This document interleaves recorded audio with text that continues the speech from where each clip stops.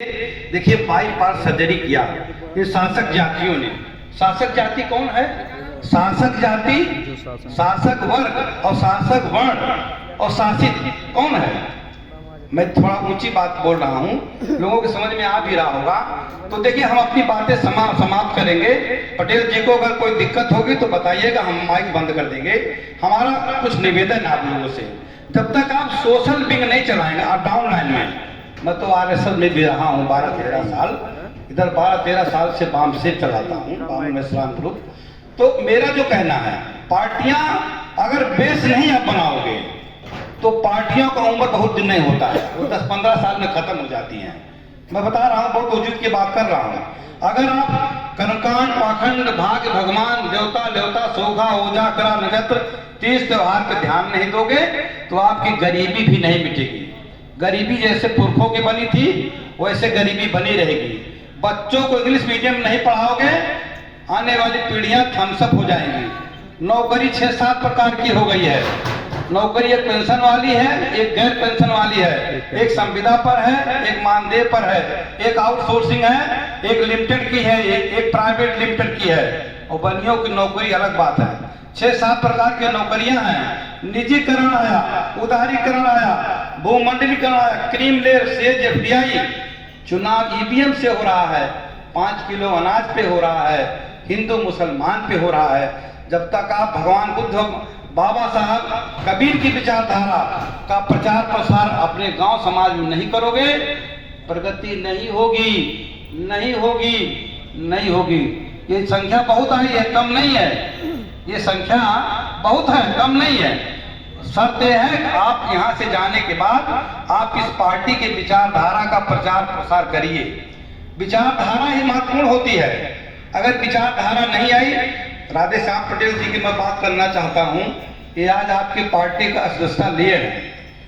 आप इनके नेतृत्व में या आपके नेतृत्व में जब तक इनके साथ जनता नहीं आएगी तब तक कोई हीरो नहीं बन पाता है। इस जिले का एक आदमी हुआ करता था, बालचंद यादव।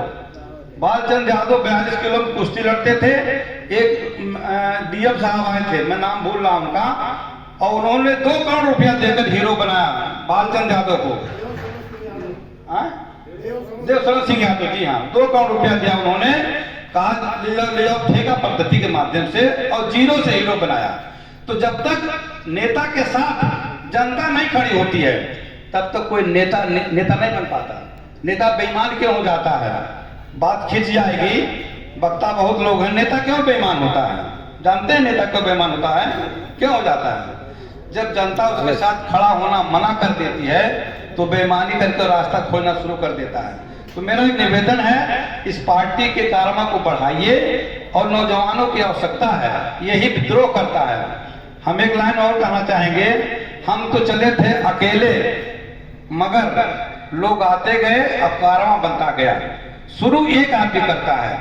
मैं आरएसएस में था, वहां केवल 5 लोग आरएसएस खड़ा किए थे, मोहिते का बाड़ा नागपुर में।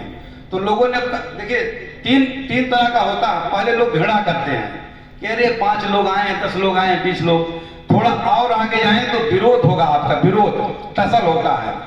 लेकिन जब कारवां आगे बढ़ जाता है तो लोग पीछे पीछे हो जाते हैं। जैसे बीएसपी आई तो बीएसपी जो खड़ा हो रहा था तो ऐसे ही खड़ी हो रही थी जैसे हम आप आज इकट्ठा हुए हैं।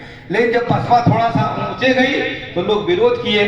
जब बसपा हीरो बन गई यूपी में, इंडिया में, तो लोग पीछे पीछे आ गए और बसपा को खत्म कर दिया। मेरी बात समझ रहे होंगे? ऐसा नहीं कोई समझ नहीं रहा है। सब लोग यहाँ विद्वत जन आए हैं और बौद्धिक लोग आए हैं, और बौद्धिक लोग इस देश समाज की चिंता करते हैं कि देखिए लोकतंत्र को खत्म कर दिया लोगों ने, निजीकरण कर करके नौकरियां खत्म हो गई।